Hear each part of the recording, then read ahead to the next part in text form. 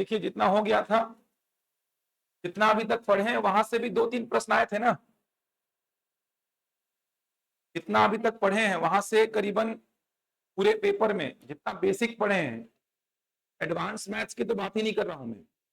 Advance maths में अगर आपने परसेंटेज पढ़ा था तो परसेंटेज का बहुत आसान सा प्रश्न था, प्रॉफिट लॉस का बहुत सामान्य सा प्रश्न था, सिंपल इंटरेस्ट का बहुत आसान सा प्रश्न था। अगर आपने एडवांस मैथ्स पढ़ा है तो बनेगा ही वो। अभी तक जितना बेसिक आपने पढ़ा है, जो नंबर्स आपने सीखे हैं, जो कैलकुलेशन आपने सीखा है, 3 से 4 प्रश्न वहां से निकल जाते हैं आपके आराम से। 3 से 4 प्रश्न पूरे पेपर में। 1-2 प्रश्न बता रहा हूं, उसमें हो सकता है थोड़ा मोड़ा डाउट रहे तो डिस्कस कर रहा हूं, उसके बाद आगे बढ़ूंगा। ये 2 प्रश्न तो बने होंगे ना रीजनिंग के। रीजनिंग में जो दिया था ये तो बना होगा आप लोगों से, जैसे ये प्राकृत संख्याओं के समुच्चय के लिए निम्न में से कौन सा सत्य है या फिर है। अभाज्य संख्या को लेकर के जो प्रश्न आया था ये तो बना होगा ना।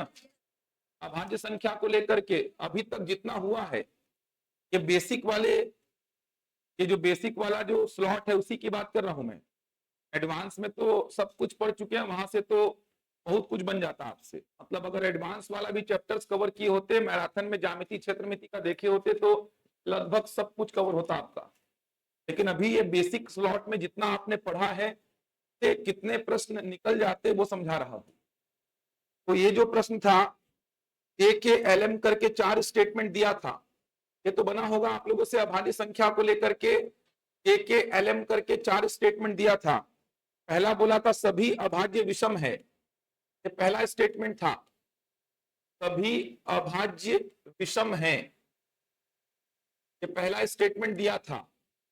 ऑल प्राइम्स आर ऑड, दूसरा बोला था 2 एक अभाज्य संख्या है,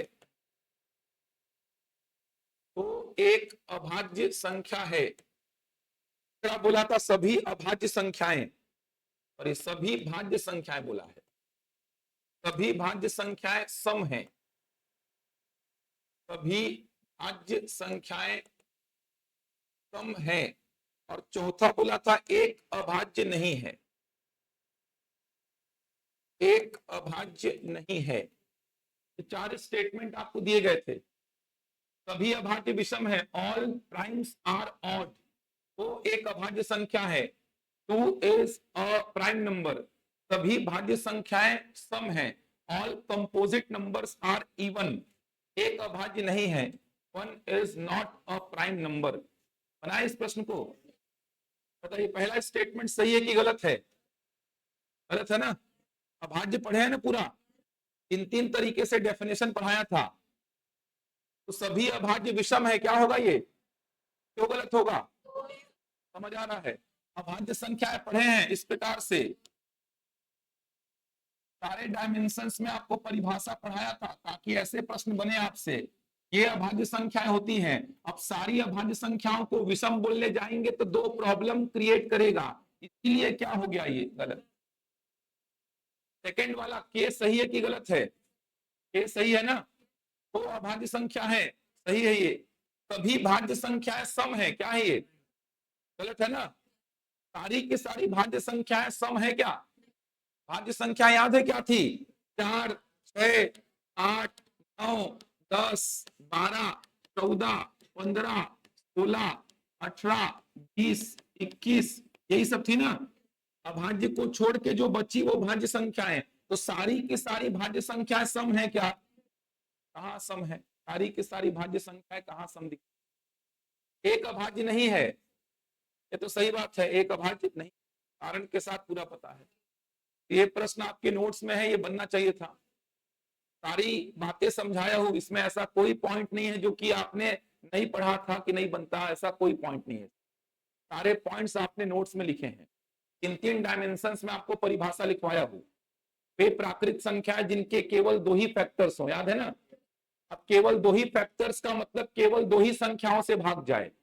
फिर आपने बोला खुद से और एक से तो सब जाते हैं, जो किसी से भाग ना जाए वो क्या है, अभाज्य।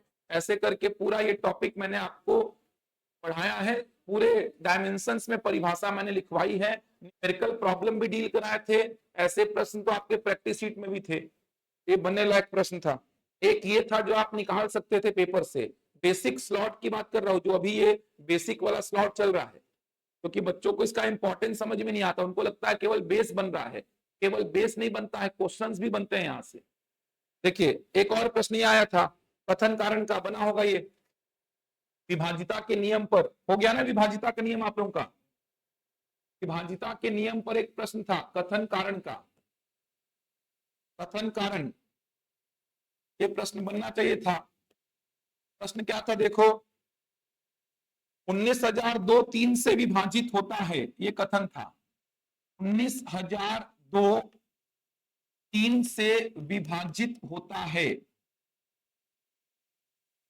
से विभाजित होता है, 19,002 3 से विभाजित होता है, कथन था।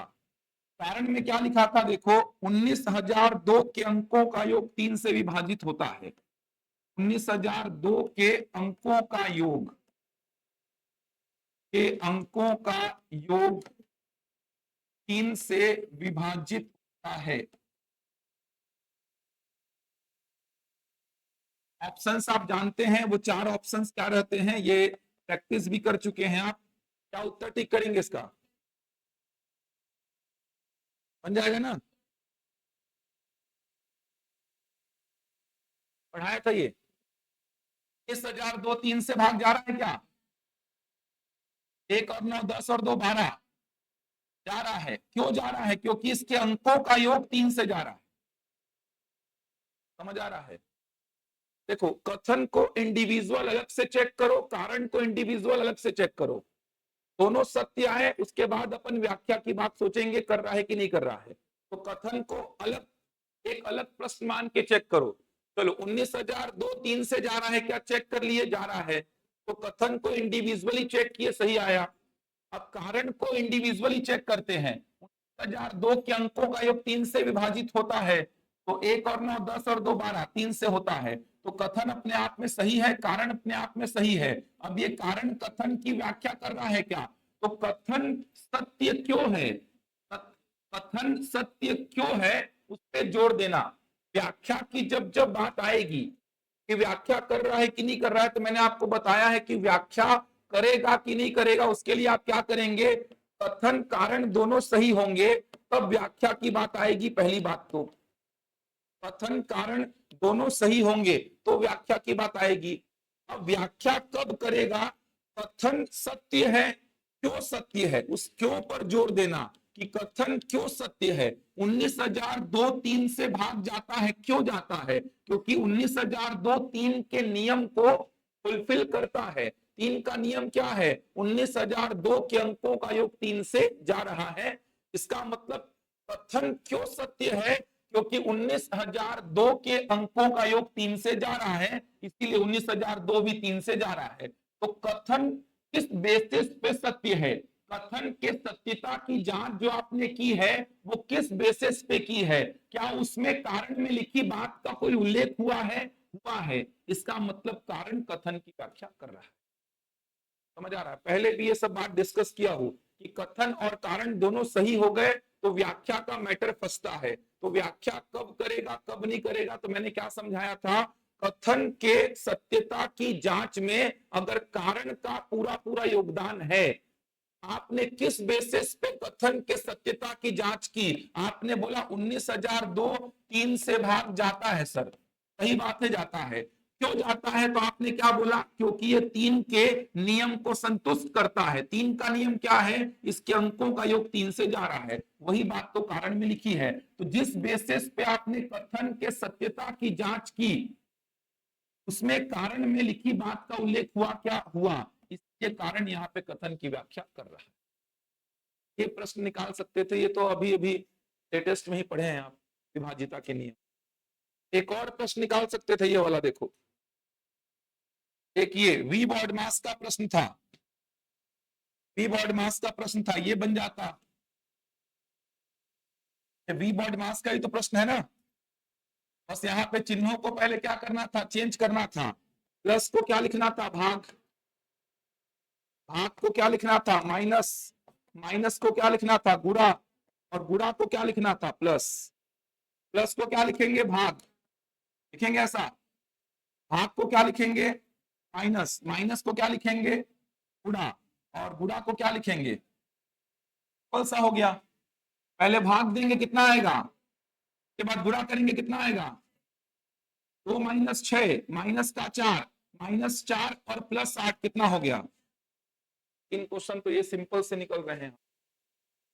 वी बॉड मास जो आपने पढ़ा है वही वी बॉड मास लगा रहा हूं, कुछ अलग नहीं किया हूं, बस चिन्हों को पहले चेंज करना था, ये जो चिन्ह है इनको चेंज करना था। तो आपने प्लस को भाग लिखा निर्देश के हिसाब से, भाग को माइनस लिखा, माइनस को गुणा, और गुणा को क्या लिखा, प्लस।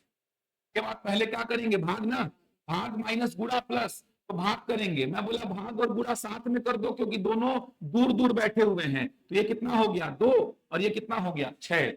अब 2 में 6 घटा के 8 जोड़ना है, तो प्लस का 2 और माइनस का 6 कितना होगा, माइनस का 4, माइनस 4 और प्लस 8 कितना होगा, प्लस 4 होगा। इन प्रश्न ये हो गए। एक और प्रश्न बता रहा हूं, एक और प्रश्न थोड़ा अलग टाइप का था, लेकिन ये भी बन जाता वैसे, सही जोड़ी वाला, सही जोड़ी वाला प्रश्न भी बन जाता जो पढ़े अभी तक। पूर्ण वर्ग का प्रश्न भी बनता, पूर्ण वर्ग के बारे में समझाया था, किसी प्राकृतिक संख्या का वर्ग अगर कोई है तो वो पूर्ण वर्ग कहलाता है, तो एक प्रश्न वो भी निकल जाता। पूर्ण वर्ग की चर्चा किया था जब अभाज्य संख्या पढ़ाया था, तो वहीं पे पूर्ण वर्ग की चर्चा किया था। ये वाला प्रश्न बोल रहा हूं मैं, वैसे तो बहुत आसान क्वेश्चंस थे, ये जो प्रश्न थोड़ा फंसाया है। ये देखो एलसीएम निकालने का बहुत सारे क्वेश्चन निकलते हैं, एलसीएम निकालने का मेथड याद है, बताया था। एलसीएम कैसे निकालते हैं याद है ना, पहले उसके क्या निकालते हैं, अभाज्य गुणनखंड, अभाज्य गुणनखंड निकालते हैं, उनका मैक्सिमम पावर लेते हैं, मल्टीप्लाई करके बता देते हैं एलसीएम इतना आएगा, वही करते हैं ना, उसी को तो बोला स्टेप बाय स्टेप जमाना है। देखो संख्या के अभाज्य गुणनखंड के गुणनफल के रूप में व्यक्त करें, अभाज्य संख्याओं की पहचान करें, अधिकतम घात लिखें, मल्टीप्लाई करें और एलसीएम बताएं। ये स्टेप बाय स्टेप जमाना था, कौन सा प्रश्न था, समझ आ रहा है। एलसीएम जो निकालते हैं आप, तो ऐसा स्टेप बाय स्टेप जमाना था, उसके स्टेप्स दिया था PQRST करके, वो इन स्टेप्स को जमाना था सीक्वेंस। ये भी प्रश्न था, अभी तक जो पढ़े हैं उससे बता रहा हूं बेसिक से कितने सारे प्रश्न आए हुए हैं। देखो ये वाला प्रश्न बोल रहा हूं मैं, जो एक प्रश्न था यहाँ पे, हाँ ये प्राकृतिक संख्याओं के गुणनखंडों से संबंधित कथनों पर विचार कीजिए, ये प्रश्न जो आया था। देखना प्राकृतिक संख्याओं के गुणनखंड, गुणनखंड बताया था ना, प्रैक्टिस शीट में गुणनखंड को लेकर के प्रश्न मिले थे, तो प्राकृतिक संख्या के गुणनखंड को लेकर के एक स्टेटमेंट था, प्राकृतिक संख्या के गुणनखंड को लेकर के। गुणनखंड जानते हैं क्या होता है, दो के गुणनखंड क्या क्या होंगे, गुणनखंड बोल रहा हूं, गुणनखंड यार, एक और दो, तीन के गुणनखंड क्या क्या होंगे, 6 के गुणनखंड, गुणनखंड बोला हूं, गुणनखंड को लेके प्रश्न था। अब एक बात समझो, 4 स्टेटमेंट दिए गए थे, PQRS, एस को मैं पहले रीड कर रहा हूं, देखना PQRS, एस को मैं पहले रीड कर रहा हूं, बताना एस सही है कि गलत है। एक प्राकृतिक संख्या के ठीक दो, एक प्राकृतिक संख्या के ठीक दो धनात्मक गुणनखंड होते हैं यदि, और यदि वह एक अभाज्य संख्या है। क्या बोल रहा है, एक प्राकृतिक संख्या के ठीक 2 गुणनखंड तभी होंगे जब वो अभाज्य संख्या होगी, सही है कि नहीं है ये। अरे एक प्राकृतिक संख्या के ठीक 2 गुणनखंड होंगे तो वो अभाज्य संख्या होगी, होगी ना, क्योंकि अभाज्य संख्या के ही क्या होते हैं, दो गुणनखंड, ठीक 2 गुणनखंड अभाज्य संख्या के ही होते हैं। अभाज्य संख्या की परिभाषा में लिखा हुआ है वे प्राकृतिक संख्याएं जिनके केवल दो मतलब ठीक 2, ठीक 2 मतलब केवल 2, ना 2 से कम चलता है ना 2 से ज्यादा। तो एस वाले में यही लिखा है कि एक प्राकृतिक संख्या के ठीक 2 धनात्मक गुणनखंड है तो वो संख्या अभाज्य होगी, होगी ना, इसका मतलब एस क्या है, सही है। अब 3 ऑप्शंस ऐसे थे जिसमें एस को गलत लिया था, मैं PQR की बात ही नहीं कर रहा हूं, 3 ऑप्शंस ऐसे थे, PQR चलो आपको नहीं पता है मान लो, एस तो पता था कि अभाज्य संख्या के केवल दो ही गुणनखंड होते हैं, तो एस तो सही है। अब पी क्यू आर एस, ये 4 स्टेटमेंट दिए थे, मैं पी क्यू आर की बात ही नहीं किया अभी तक। 4 ऑप्शन में से 3 ऑप्शन ऐसे थे, देखो पहले में एस को असत्य बोला है, दूसरे में भी असत्य बोला है, चौथे में असत्य बोला है, तीसरे में एस को सत्य बोला है, तो ऑप्शन सी करेक्ट हो जाएगा। ये फायदा है ऐसे क्वेश्चंस का। पी क्यू आर बता रहा हूं क्या था, लेकिन फायदा ये है आपको कुछ नहीं करना था, सीधे एस पे नजर मारना था। इसीलिए बोल रहा ऑप्शंस को भी थोड़ा देखिए नए पैटर्न के क्वेश्चंस में। ऐसे प्रश्न को छोड़ के आएंगे तो कोई मतलब ही नहीं निकलेगा। ये नए पैटर्न का क्वेश्चन जो है ना, वो आपसे कंप्लीट जानकारी नहीं चाह रहा है, वो आपका दिमाग जानना चाह रहा है कि आप कैसे पेपर को अप्रोच बना करके डील कर रहे हो। ऐसा थोड़ी कि आपको चारों पता है तो ही उस प्रश्न का उत्तर निकालेंगे, चारों उससे मतलब ही नहीं है। आपको एक ही पता था तो भी ये प्रश्न बन जाता, और ये तो एकदम जनरल सी जानकारी थी जो कि आपको पता ही होती कि अभाज्य संख्या के केवल दो ही गुणनखंड। कोई भी प्राकृतिक संख्या उठाओ ना जिसका केवल दो ही गुणनखंड हो, तो वो गारंटीड क्या कहलाएगी? 11 दो गुणनखंड अभाज्य है, 13 दो गुणनखंड अभाज्य है, 6 दो से अधिक गुणनखंड अभाज्य नहीं है। तो ठीक दो गुणनखंड अगर है तो गारंटीड वो क्या होगी? अभाज्य होगी। का मतलब एस कंफर्म सही है सर, और एस अगर सही है तो फिर आपका एक ही ऑप्शन मैच हो रहा था उसमें। बाकी मैं पी क्यू आर रीड कर रहा हूं, थोड़ा दिमाग लगाते पी क्यू आर में। एग्जाम में तो लगाने की आवश्यकता बिल्कुल नहीं थी, एग्जाम में पी क्यू आर एस में से एस को देखते कि सर एस पढ़ा हुआ था, रटा हुआ है, एस सही है, ऑप्शन देखते, ऑप्शन में एक ही ऑप्शन ऐसा था जिसमें एस को सत्य लिया था, बाकी 3 में एस को असत्य बोला था। बाकी के स्टेटमेंट पढ़ रहा हूं, देखो 5वां प्रश्न है ये, सोचो 5वां 6वां प्रश्न अभी तक के बेसिक में 5वां 6वां प्रश्न है ये। चलो पहला स्टेटमेंट क्या बोला है, बनने लायक है।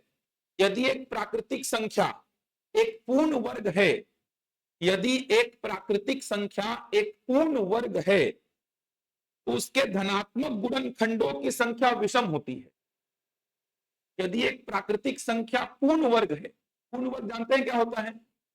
पूर्ण वर्ग क्या होता है जानते हैं ना? जैसे 4, जैसे 9, जैसे 16, जैसे 25, ये सब क्या है? पूर्ण वर्ग। आप हिट एंड ट्रायल मार के देखो, आपको बोल रहा है यदि एक प्राकृतिक संख्या एक पूर्ण वर्ग है तो उसके धनात्मक गुणनखंडों की संख्या विषम होती है। ट्राई करके देखो, पूर्ण वर्ग ले लो 4, पूर्ण वर्ग ले लो अपने मन से 4, चलो इसके गुणनखंड कितने होते हैं बताओ? 1 2 4 कितने होते हैं? होते हैं 3 होंगे ना।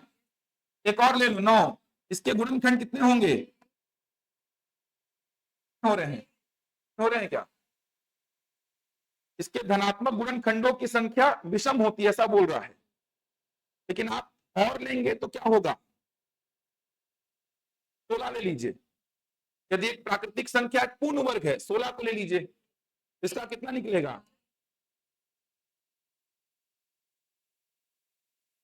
कितना आ रहा है? 5। विषम आ रहा है कि नहीं आ रहा है? बोला है ना विषम होती है। ये देखो ना, यहाँ पे कितना आया? 3 विषम है, यहाँ पे कितना आया? 3 विषम है, यहाँ पे कितना आया? 5 विषम है, विषम ही आ रही है। आप एक आध और ट्राई कर लीजिए, 25 ले लीजिए।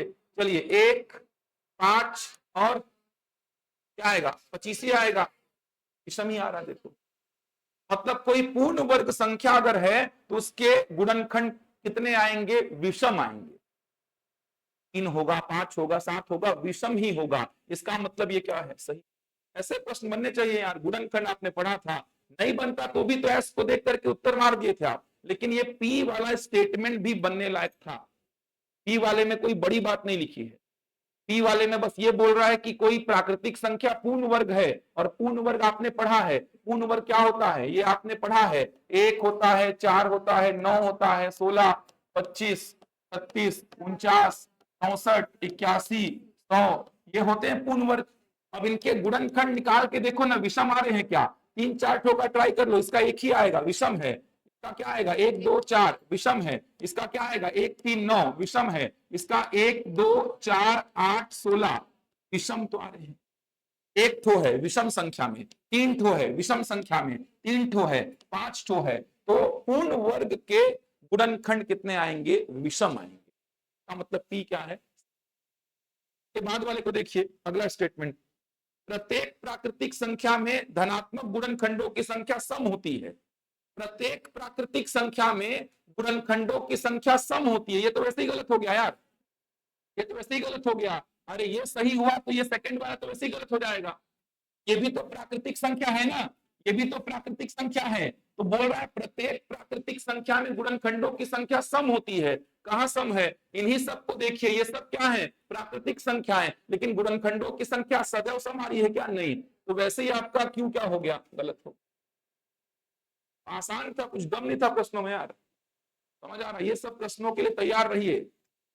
अभी शिक्षक भर्ती निकलेगा, जो शिक्षक भर्ती का तैयारी कर रहे हैं, 5-6 प्रश्न तो अभी तक के बेसिक में से, चलो ये थोड़ा सा अलग था लेकिन बनने लायक था।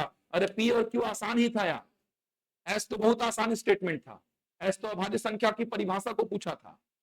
पी और क्यू भी आसान ही था, आप निकाल के देख लेते। आर थोड़ा सा टफ लगता है इसमें आपको, आर स्टेटमेंट जो आर में क्या लिखा था, ऐसा लिखा था, देखो आर में ऐसा लिखा था, n इक्वल टू P1 का पावर A1, ऐसा कुछ लिखा था, देखना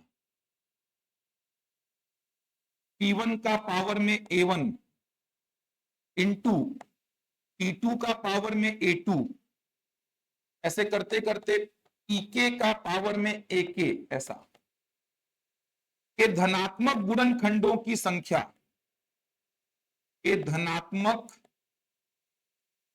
गुणनखंडों की संख्या, के धनात्मक गुणनखंडों की संख्या A1 plus 1, A2 plus 1, AK plus 1 होती है, ऐसा लिखा था। जहां पर P1, P2, PK, P1, P2, ऐसा, ये जो PK हैं ये अभाज्य संख्याएं हैं, अभाज्य संख्याएं हैं। ये था आपका आर में स्टेटमेंट में ऐसा लिखा था। इसको देख के बच्चे छोड़ देते कि ये सब क्या पूछा, समझ में नहीं आता। इसको देख के बच्चे जनरली छोड़ देते कि दिक्कत क्या ना, बच्चे इसको देख के पूरे प्रश्न ही को छोड़ देते हैं कि अरे ये क्या ही पूछा, छोड़ो। 3 और स्टेटमेंट है, उनको नहीं पढ़े वो। बच्चों के साथ दिक्कत यही हो रही है। इसीलिए नए पैटर्न के क्वेश्चंस टेस्ट में दीजिए, वही बोल रहा हूं मैं, टेस्ट में कलेक्शन करिए नए पैटर्न के क्वेश्चंस का।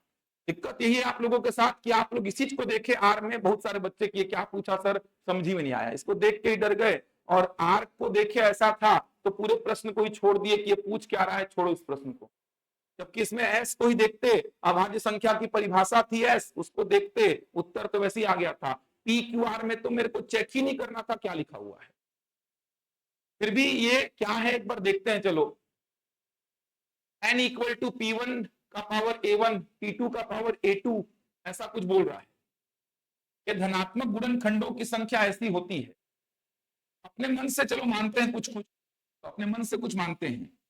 ये P1, P2, PK ये सब क्या है? अभाज्य संख्याएं। चलो मान लेते हैं P1 को कितना मान लेते हैं? 2। पावर में A1, A2 ये सब क्या है? कुछ बोला नहीं है। A1, A2 कुछ बोला है क्या? कुछ नहीं बोला है। तो मैं मान लेता हूं A1 का वैल्यू कितना? 1 बोला है, 1 मान लिया। चलो P2 का वैल्यू को कितना ले लिया? 3। A2 कुछ नहीं बोला, 2 मान लिया। ऐसे में मानते चलता हूं, समझ आ रहा है क्या? थोड़ा सिमिलरिटी रखते हैं, अगर सिमिलरिटी रखना है तो आप ऐसा मान लो, 2 का पावर 2, 3 का पावर 3, ऐसा मान लो। समझ आ रहा है? ट्राई करके देखो ये बोलना क्या चाह रहा है, इस बात को समझो। ऐसा कोई फॉर्मेट है, उसके धनात्मक गुणनखंडों की संख्या इस फॉर्मूले से आ जाती है। मतलब पावर में 1 जोड़ो, पावर में 1 जोड़ो और मल्टीप्लाई करो। जैसे कोई एग्जांपल लेते हैं, P1 का वैल्यू कितना ले लिया अपन? मान लो 2, क्योंकि ये P1, P2 ये सब क्या है? अभाज्य संख्या है। तो P1 का वैल्यू अपन मान लेते हैं कितना? 2। अब A1 का वैल्यू कुछ बोला नहीं है तो अपन अपने मन से मान लेते हैं, चलिए 3, अपने मन से मान लिया। P2 का वैल्यू कितना मान लिया? बीच में कुछ नहीं है, मतलब बुरा है। P2 का वैल्यू कितना मान लिया? मान लो 3, अभाज्य संख्या, और पावर में कुछ नहीं बोला, कितना मान लिया? 4। अब इसके गुणनखंडों की संख्या पूछ रहा है कितनी होगी। तो इसके गुणनखंडों की संख्या पहले आप खुद से निकाल के देखो, इसके गुणनखंडों की संख्या कितनी होगी। इसके गुणनखंडों की संख्या कितनी होगी वो खुद से आपको निकाल के देखना है पहले। तो इसके गुणनखंडों की संख्या कितनी होगी क्या आपको खुद से निकालना है। समझ आ रहा है? तो क्या इसके गुणनखंडों की संख्या इस फॉर्मेट में आ रही है क्या? A1 प्लस 1 मतलब कितना? 3 प्लस 1 कितना हो गया? 4। और A2 प्लस 1 मतलब 4 प्लस 1 कितना हो गया 5। इसके गुणनखंडों की संख्या 20 आ रही है क्या, निकाल के देख लो आप। समझ आ रहा है, इसके गुणनखंडों की संख्या 20 आ रही है क्या, निकाल के देख लो। आपको लग रहा है कि सर लेंदी हो रहा है, तो अपन थोड़ा आसान करते हैं। P1 को कितना रखते हैं 2 और A1 को कितना रखते हैं 1, थोड़ा आसान करने के लिए। P2 को कितना रखते हैं 3 और A2 को कितना रखते हैं 2, थोड़ा आसान करते हैं अपन काम को। अब इसके फॉर्मूले के हिसाब से ये देखो ना, P1 P2 ये सब अभाज्य संख्याएं हैं, तो P1 को मैं कितना ले लिया 2 और P2 को मैं कितना ले लिया 3। अब पावर में A1 A2 अपने मन से A1 ले लिया 1 और A2 ले लिया कितना 2। अब इसके अभाज्य गुणनखंडों की संख्या, इसके गुणनखंडों की संख्या देखते हैं कितनी आएगी। इसके गुणनखंडों की धनात्मक गुणनखंड, केवल अभाज्य नहीं बोला है, धनात्मक गुणनखंड बोला है। मैं P1 P2 ये सब को अभाज्य ले रहा हूं क्योंकि बोला है, तो P1 का वैल्यू मैं ले लिया 2 और P2 का वैल्यू मैं ले लिया 3। A1 A2 अपने मन से A1 1 और A2 कितना ले लिया 2। तो इस फॉर्मूले के हिसाब से इसमें धनात्मक गुणनखंडों की संख्या कितनी आनी चाहिए, A1 प्लस 1। A1 मतलब कितना 1 प्लस 1 इंटू A2 प्लस 1 मतलब कितना 2 प्लस 1, कितना 2 और 3 मल्टीप्लाई करो कितना 6 आनी चाहिए। और आप निकाल के देखो 6 आ रही है क्या, चलो देखो कितना हो जाएगा, 3 का ओवर कितना 9, 9 दूनी कितना 18, ये कितना बन रहा है 18। 18 में देखो तो गुणनखंड कितने आ रहे हैं 1 2 3 6 9 18, कितने आ रहे हैं 6 आ रहे हैं। का मतलब ये रिजल्ट कहीं ना कहीं सही चीज को बता रहा है। ऐसे चेक कर लेते आप। समझ पा रहे क्या बोल रहा हूं। आपको ये फॉर्मूला थोड़ी पता है ना रटना है ये सब फॉर्मूला, आप चेक करके देखते कि ये रिजल्ट सही जानकारी दे रहा है कि नहीं दे रहा है। कैसे चेक किया, वापस से देखिए, ये नहीं बनता नहीं ये वाला स्टेटमेंट, तो भी इस प्रश्न का उत्तर आ चुका था।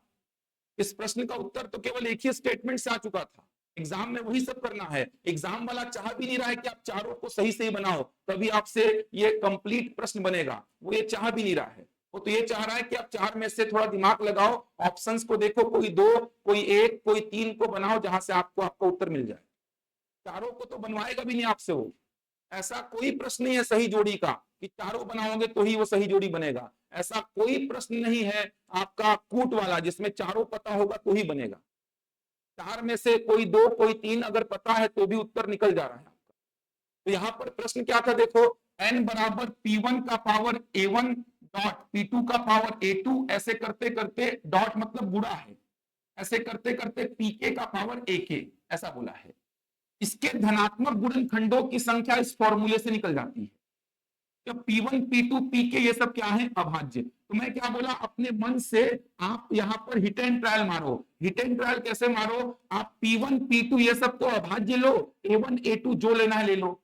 तो P1 P2 ये सब को अभाज्य लो, P1 P2 ये सब को अभाज्य लेना। आप बोले सर मैं P1 को अभाज्य संख्या लिया 5, यहाँ पे 2 लिया था मैं 5 लिया, चलो A1 को ले लिया सर 1, मेरा मन है A1 A2 जो लेना ले सकता हूँ। P1 P2 अभाज्य होने चाहिए। P2 को मैं क्या ले लिया, मान लो सर, चलो मैं एग्जांपल के लिए P2 को ले लिया 3 ले लिया, और A2 को कितना ले लिया 2 ले लिया। A2 को कितना लिया मैं 2 लिया, P1 को लिया मैं 1, P1 को लिया 5, A1 को 1, P2 को कितना लिया 3 और A2 को कितना लिया 2 लिया। समझ आ रहा है। P1 P2 अभाज्य होना चाहिए, अभाज्य है A1 A2 जो मेरा मन कर रहा है वो लिया। इसके हिसाब से इसमें कितने गुणनखंड होने चाहिए, A1 प्लस 1 मतलब 1 प्लस 1 इंटू A2 प्लस 1 मतलब कितना 2 प्लस 1, कितने होने चाहिए 6 होने चाहिए। आप निकाल के देखो 6 आएंगे इसमें। 5 का पावर 1 5 होगा, 3 का पावर 2 9, 45 हो जाएगा। देखो कितने आएंगे, 1 होगा इसका, और क्या होगा 3, और क्या होगा 5 और 9 और 15 और 45। समझ आ रहा, फॉर्मूले से कैसे आया 6, A1 प्लस 1 तो 1 plus 1 2, A2 plus 1 2 plus 1 3, 2 into 3 करने पर भी क्या आ रहा है 6, और मैं इसको कैलकुलेट करके देखा तो भी कितना आ रहा है 6 आ रहा है। इसका मतलब ये जानकारी सही दी गई है, इसका मतलब R भी क्या था सही। समझ आ रहा है। तो P सही था, R सही था, S सही था, Q गलत था। लेकिन इसके ऑप्शंस ऐसे दिए गए थे कि आपको इतना सब मेहनत नहीं करना था। ये देखिए इसके ऑप्शंस कैसे बने थे, ये देखिए इसके ऑप्शन में क्या था, पहला ऑप्शन में PQR सत्य है, क्यू आर सत्य है, और बोला था एस असत्य है, एस असत्य है। इसके बाद बोला था क्यू आर, ये दोनों सत्य हैं, ये दोनों सत्य हैं। पी और एस असत्य हैं, पी और एस, पी और एस असत्य, ऐसा बोला था। ऑप्शन क्या दिया था देखो इसका, पी और एस, पी आर और एस ये तीनों सत्य हैं, और बोल रहा था क्यू असत्य है, क्यू असत्य है। ऑप्शन डी दिया था पी और क्यू सत्य है, पी और क्यू सत्य है, आर और एस असत्य है, आर और एस असत्य है। ये देखो आप थोड़ा सा नोटिस करते हैं ना, तो आपको एस असत्य यहां पे भी दिख रहा है, यहां पे भी, यहां पे भी, तो ही कैंसिल हो गया। तो क्या एस को अपन ने क्या निकाला है, सत्य निकाला है, में ही खत्म हो गया था, केवल एस में ही काम खत्म। क्या बोला था, वे प्राकृत संख्याएं जिनके दो गुणनखंड, ठीक दो गुणनखंड हैं, वे क्या होती हैं, अभाज्य। वे प्राकृत संख्याएं जिनके ठीक दो गुणनखंड हैं, वे अभाज्य होती हैं। सही जानकारी है, एस तो गारंटीड सही होगा सर, पी क्यू आर मेरे को नहीं पता, एस गारंटीड सही होगा, एस एकदम गारंटीड सही होगा, और एस सही केवल एक ही ऑप्शन में है, वो ऑप्शन क्या था, सी। क्यू आर से मेरे को मतलब नहीं था, बाकी पी और क्यू भी आसान ही था देखा जाए तो। पी में क्या था, पूर्ण वर्ग जो होते हैं उनके गुणनखंड कितने आते हैं, विषम, निकाल के देखा विषम आ रहे थे। उसके बाद क्या बोला, जितनी भी प्राकृत संख्याएं हैं उनके गुणनखंड हमेशा सम आते हैं, ये तो वैसे ही गलत हो गया। क्यू तो क्लियर दिख रहा है गलत है, उसके बेसिस पे आप देखेंगे ना, देखो क्यू भी पता होता तो भी प्रश्न बन जाता, क्यू तो क्लियर दिख रहा है क्या है, गलत। क्योंकि बोला क्या, जितनी भी प्राकृत संख्याएं हैं, जितनी भी प्राकृत संख्याएं हैं सबके गुणनखंड आते हैं सम, ऐसा तो होता ही नहीं है, एक का गुणनखंड ही एक आता है, विषम है, समझ आ रहा है, चार का गुणनखंड तीन ठो आता है, विषम है। तो क्यू तो क्लियरली क्या है, गलत। अब क्यू क्लियरली गलत है तो ये ऑप्शन खत्म, ये ऑप्शन खत्म, ये ऑप्शन खत्म, तो केवल क्यू से भी ये प्रश्न बन जाता, केवल एस से भी ये प्रश्न बन जाता। क्यू और एस दोनों में से कोई भी एक जानकारी आपको पता होती तो भी इस प्रश्न को बना देते हैं। स्थिति 5-6 प्रश्न तो मैं आपको गिना दिया मंडी के, जो अभी तक के पढ़ाई से बन जाते हैं, समझ आ रहा है। और बचा क्या था, लाभ हानि का सारा सा क्वेश्चन था, वो तो आप कहीं भी पढ़ें, कहाँ चलते भी किसी से लाभ हानि पढ़ेंगे तो उस प्रश्न को जरूर बताएगा वो, इतने का क्रय मूल्य इतने के विक्रय मूल्य के बराबर है। राह चलते भी किसी से आप लाभ हानि पढ़ने बैठ जाएंगे तो सबसे पहले बोलेगा इस चीज को पढ़ ले, क्योंकि व्यापम सबसे पहले यही पूछता है, इतने का क्रय मूल्य इतने के विक्रय मूल्य के बराबर है। परसेंटेज का कितना आसान सा प्रश्न आया था यार, मैं बोला ABC का रेशियो है 2:3:4, मैं बोला बी का परसेंट बताओ, बता देंगे बी का परसेंट, इसमें क्या ही है। एबीसी का रेशियो है 2:3:4, बी का परसेंट कैसे बताओगे, बी कितना है 3, नीचे कितना 9, 3/9 × 100, खत्म, क्या ही है इसमें। बी का परसेंट मतलब बी देख लो कितना, किसका, मल्टीप्लाइड बाई 100, परसेंटेज का क्वेश्चन। सिंपल इंटरेस्ट का क्वेश्चन देखे होंगे, कोई राशि इतनी हो जाती है, 100 रुपया था 160 हो गया, समझ आ रहा है, 5 साल में ब्याज 60, तो 1 साल में कितना 12, वही क्या है, दर है 12%, ऐसा कुछ था प्रश्न। औसत चाल के कुछ प्रश्न अच्छे थे उसमें, औसत चाल के कुछ प्रश्न अच्छे थे। ये स्थिति है, ऐसा करना पड़ेगा काम, थोड़ा क्वेश्चन को देख के डरिएगा मत, है बहुत आसान, बल्कि ऐसे प्रश्न आते हैं तो फायदा है आपके लिए। केवल एक तो पूछता ना ये, अभी तो हालत खराब हो जाता, 4 तो पूछा तो ऑप्शंस आपके पास हैं कि सर कोई 2 बन जाए तो भी काम चल जा रहा था, कोई 1 बन जाए तो भी काम चल जा रहा। ये पैटर्न बल्कि आपके प्रश्नों को बनाने की संभावना बढ़ा देगा।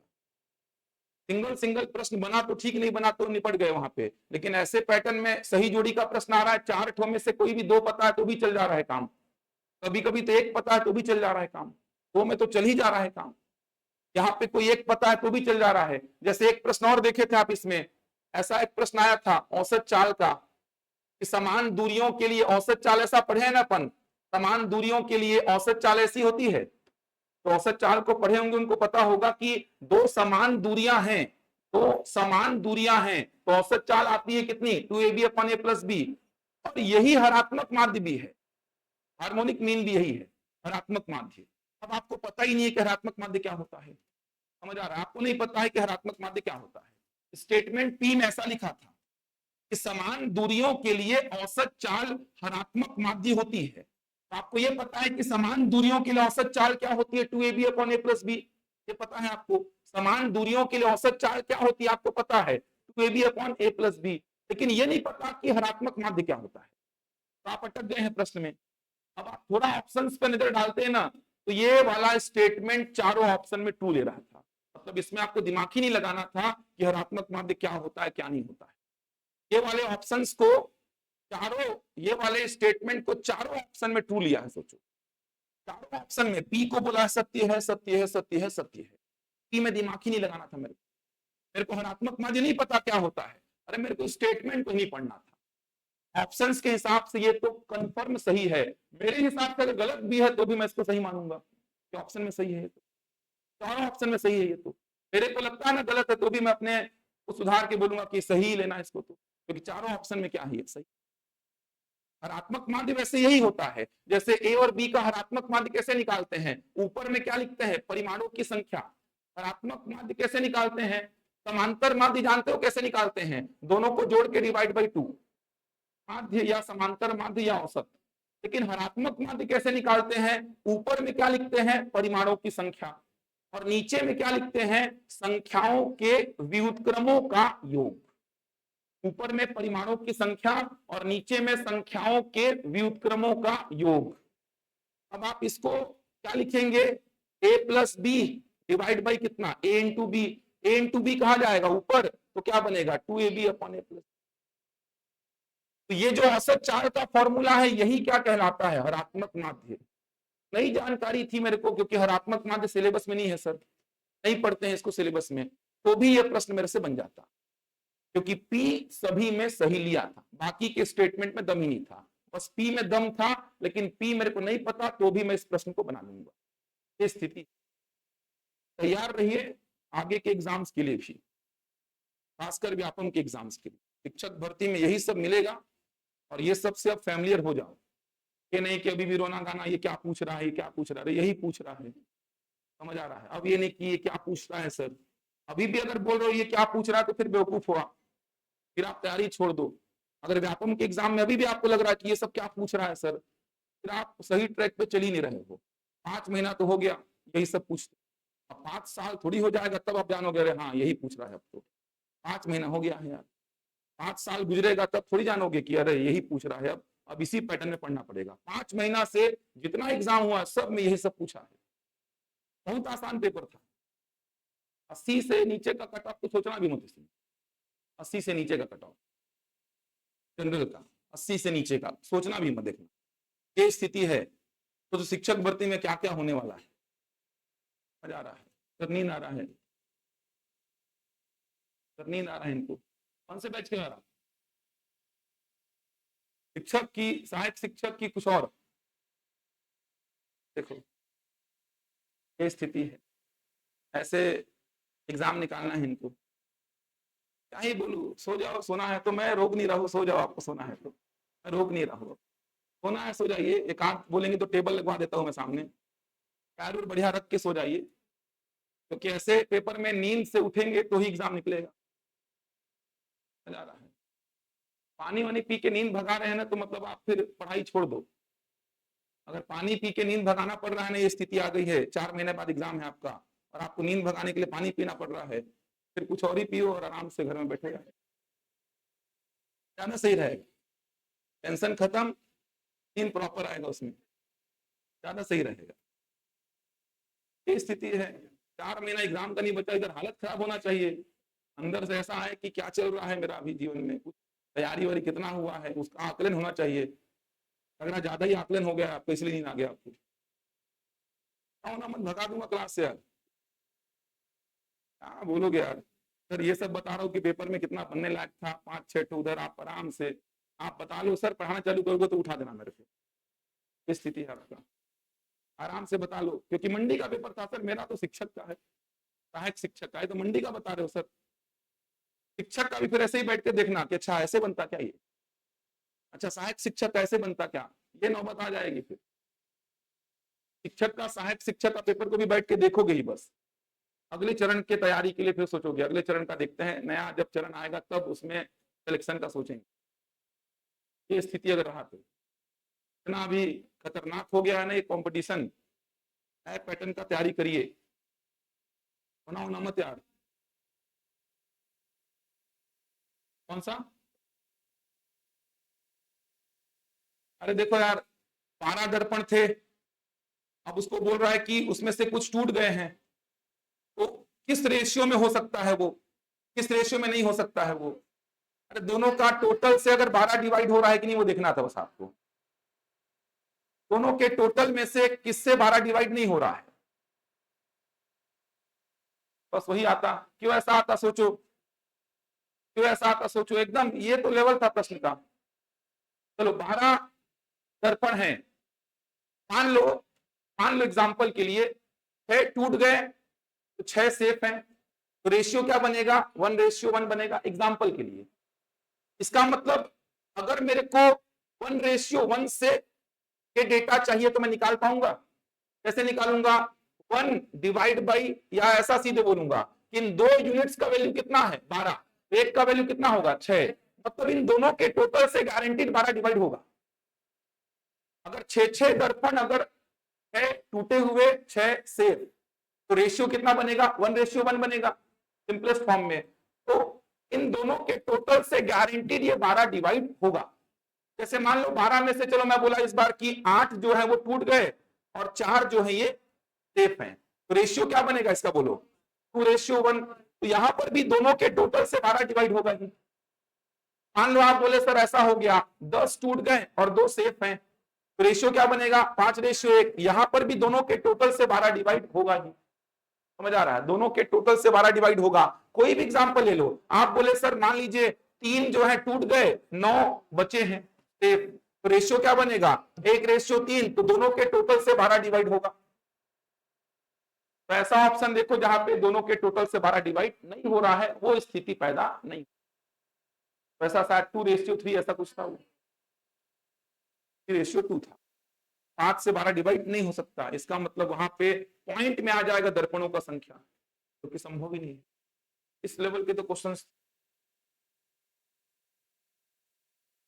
क्या इसमें कौन सा क्या है, वो कुछ नहीं, ऐसा कुछ प्रायिकता लगाने जैसा कुछ था नहीं, रेशियो का सिंपल सा क्वेश्चन।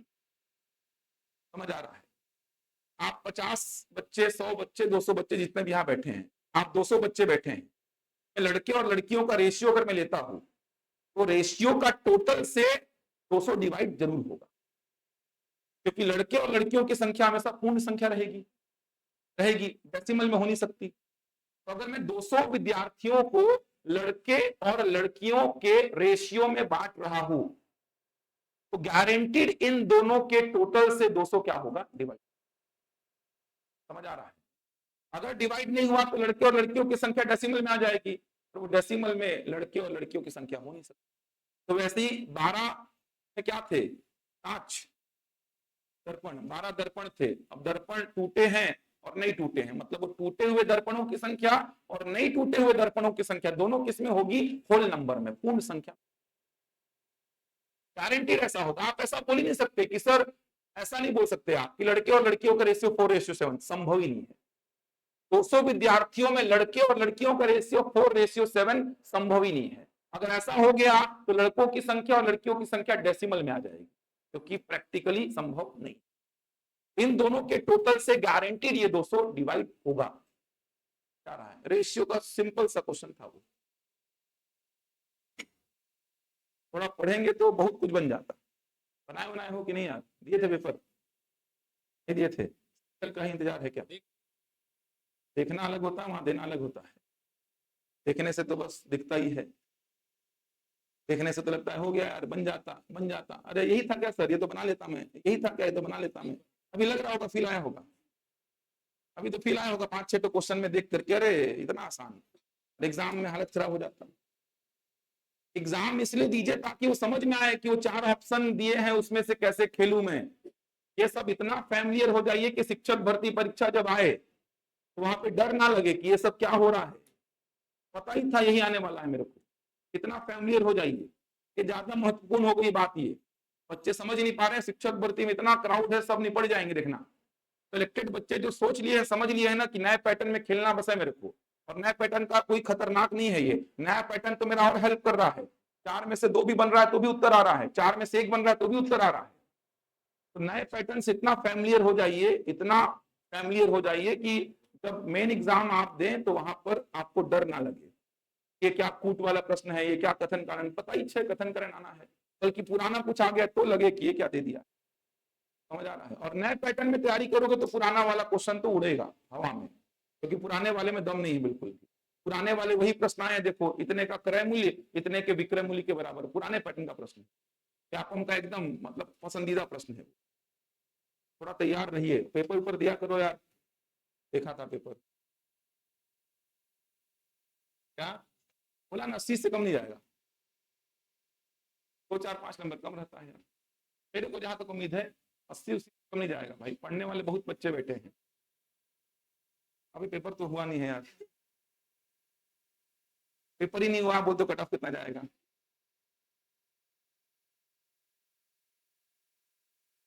लगभग कैसे बता दोगे, बताओ यार, पेपर हुआ है क्या, पेपर हुआ है क्या, पेपर कैसा आएगा, मेरे को नहीं जानकारी पेपर कैसा आएगा। इतना पहुंच नहीं हमारा कि हम पेपर भी निकलवा लें, इतना पैसा है हमारे पास में। सहायक शिक्षक का कट ऑफ पूछ रहे हैं बताओ।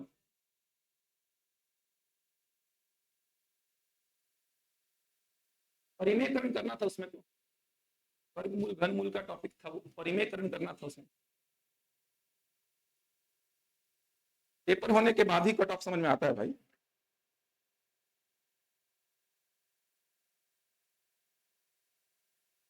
तो पहले तोड़ना पड़ता आपको, ये वर्गमूल घनमूल में पढ़ते हैं ऐसा, ये जो है ना ऐसा, ये अच्छा प्रश्न था, ये देखो 7+4√3 ऐसा बनेगा, पूरे का रूट लगेगा, ये लगेगा पूरे का रूट। चलो तो एक बार मैं हटा देता हूँ, तो मैं एक बार हटा देता हूँ इसको, ये डेटा है 7+4√3, ये है ना। अब पूछा क्या था आपसे, ये x का वैल्यू दिया था ना, x का वैल्यू दिया था, और पूछा क्या था, √x प्लस 1/√x। बहुत अच्छा प्रश्न है ये। वर्गमूल के लेक्चर्स देखे नहीं हो क्या, वीडियोस नहीं देखे हो क्या, तो सेम ऐसा क्वेश्चन कराए हुए देखना, सेम ऐसा ही क्वेश्चन, वर्गमूल के लेक्चर डलवाए तो था वर्गमूल घनमूल के, आप लोग के सब अच्छा आप लोगों का, अच्छा वीडियो अपलोड नहीं, सेम ऐसा ही प्रश्न था। आपको पहले क्या करना था, √x का वैल्यू निकालना था पहले, तो √x देख लो, अच्छा प्रश्न है, थोड़ा समझ में आएगा, बहुत सारी कहानी है इसमें। का वैल्यू दिया है ना आपको, √x का वैल्यू आपको चाहिए, √x का, √x का मतलब क्या हो गया, रूट के अंदर कितना 7+4√3 ऐसा हो गया, 7+4√3 हो जाएगा ऐसा, 7+4√3। ये जब टूटेगा ना तो कैसे टूटेगा पता है, 2+√, जानते हैं क्या, ऐसा 2+√3 टूटेगा ऐसा, ये समझ आ रहा है, इसकी पूरी कहानी है कि 2+√3 कैसे आ जाएगा, ये सिंप्लीफाई होकर ऐसा बनेगा, अंदर में a+b का होल स्क्वायर क्रिएट करना पड़ता है, बहुत लंबी कहानी है ये समझाना, समझ आ रहा है, अंदर में a+b का होल स्क्वायर क्रिएट करना पड़ता है, वहां से शॉर्टकट निकलता है ये।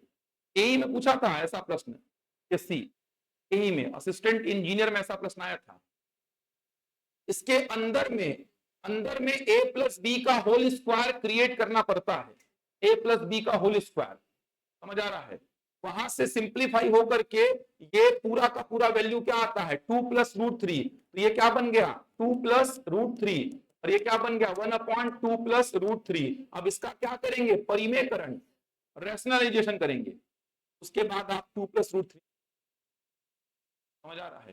तो परिमेयकरण कैसे करेंगे, 2-√3 ऊपर 2-√3 नीचे, ऊपर तो 2-√3 रहेगा, नीचे a² - b², 4-3 1 हो जाएगा, तो फाइनली क्या बनेगा ये 2+√3 प्लस 2-√3, आंसर कितना आएगा 4 आएगा। लेकिन मेन इसमें ये था, ये इसको ये लिखना मेन था, मेन काम था ऐसा लिखना, के लिए a+b का होल स्क्वायर अंदर में क्रिएट करना पड़ता है, जब आएगा तो पढ़ाऊंगा। ये लिखना मेन था। वैसे शॉर्टकट निकलता है, और √3 को 2ab में कन्वर्ट करते हैं आप ऐसा। तो यहाँ पे 4 को 2 में तोड़े, a क्या आया 2, b क्या आया √3, ऐसा कुछ आता है। तो पढ़ाऊंगा जब आएगा तो, बाकी मोटा मोटा समझ लो कि पहले इसको ऐसा लिखते, फिर यहाँ पर वैल्यू पुट करते √x का, यहाँ पर √x का। अब नीचे में रूट लगा होता है तो पहले क्या किया जाता है, उसका परिमेयकरण, रैशनलाइजेशन। और रैशनलाइजेशन कैसे होता है, बीच वाले चिन्ह को चेंज करके ऊपर नीचे गुणा। ऊपर गुणा करेंगे 2 माइनस √3 का, तो 1 में 2 माइनस √3 का मल्टीप्लाई करेंगे तो वही रहेगा। और नीचे में a plus b into a minus b, a square मतलब 2 का स्क्वायर 4, माइनस बी स्क्वायर मतलब √3 का स्क्वायर 3, 4 माइनस 3 कितना 1। तो ये फाइनली बनेगा, फिर कितना आएगा। पुराना क्वेश्चन है, तो यही में पूछा था 2017-18 के दौर में, तो पुराना हो गया है, अब तो सब पढ़ते हैं ऐसे क्वेश्चन। ये पूरा पेपर का एनालिसिस था, औसत चाल वगैरह के 3 क्वेश्चन आए थे। चाल समय दूरी पढ़ते हैं तो औसत चाल भी बनता है फिर। चलो जहां तक हुआ तो उसके आगे देखते हैं। दिखाओ पेपर बाकी तो बनाए होंगे, दिए होंगे पेपर पे। आज पेपर ऊपर दीजिए यार, थोड़ा सा फैमिलियर हो जाइए इन चीजों से। ज्योमेट्री मेंसुरेशन का मैराथन इसलिए देखने बोल रहा था, ज्योमेट्री मेंसुरेशन का जो मैराथन लिया था 6-6.5 घंटे का, वो देखे होते ना 5-6 घंटे का तो मैराथन लिया था यूट्यूब में, उसको देखे होते तो 3-4 क्वेश्चन तो एज इट इज वही, 3-4 क्वेश्चन वही थे, एज इट इज वही थे। सही जोड़ी बनाने के प्रश्न ये एज इट इज वही क्वेश्चन थे। देखना ताकना लेकिन नहीं है ना आप लोग, देखे थे क्या कट ऑफ वाले, आप पढ़ना लिखना है नहीं, कट ऑफ कितना जाएगा बोलते। ये प्रश्न देखो, ये रैखिक समीकरण मैराथन में सेम ऐसा ही प्रश्न कराया था, वहां पे जो क्लास लिया था सेम ऐसा ही, और सही जोड़ी बनाओ के फॉर्मेट में कराया था उसको, क्योंकि बोला था कि यहां से प्रश्न सही जोड़ी बनाओ के फॉर्मेट में आ सकता है। सेम ये प्रश्न देखो, बीज गणित में पढ़ते हैं इसको, रैखिक समीकरण, सेम यही प्रश्न याद आ रहा है। मैराथन में सेम यही प्रश्न कराया था, डेटा चेंज था बस, और सही जोड़ी के फॉर्मेट में ही कराया था, और बोला भी था कि ऐसा प्रश्न आएगा ही देखना, और सेम वैसा ही प्रश्न है ये। और इसमें कुछ दम नहीं रहता है, a1/a2 बराबर b1/b2 बराबर c1/c2, अगर ऐसा कंडीशन है तो कितने हल होते हैं, अनंत हल। इसी को करना था यहाँ पे। लॉसा मोसा का क्वेश्चन को ऑप्शन से चेक कर रहे थे इसको, तो मोसा का क्वेश्चन था ऑप्शन से ही चेक हो जाता, ऑप्शन से ही खत्म हो जाता क्वेश्चन। ये पेपर नहीं बन रहा है ना तो फिर और पढ़ो भाई। इसलिए बोलता हूँ कि साइड में जो लेक्चर्स होते हैं, मैराथन क्लासेस होती हैं, इधर उधर की क्लासेस जो होती हैं उसको अटेंड करके नोट्स बनाओ, वरना बहुत पीछे हो आप लोग, बच्चों से बहुत पीछे हो अगर ये सब नहीं तैयारी की हो। शिक्षक भर्ती कैसे निकलेगा, थोड़ा टेंशन में आ जाओ, तब पढ़ाई होगी। सोचो ये सब ज्योमेट्री मेंसुरेशन की मैराथन क्लासेस देख देख के बच्चे नोट्स बना के बैठ गए हैं, जब होगा तब होगा बोलते हैं क्लास में, समझ में आ रहा है तो वहां से नोट्स बना बना के बैठते हैं, जब होगा तब देखेंगे फिर से पढ़ लेंगे, नहीं लगेगा तो नहीं पढ़ेंगे, कुछ और पढ़ लेंगे, वहां समझ में आने से मतलब है। समझ आ रहा है, तो ये सब चीजें करनी पड़ेंगी अगर शिक्षक भर्ती का एग्जाम निकालना है अक्टूबर में, तो समय बहुत कम बचा है, 4-5 महीना बचा है, तो थोड़ा सा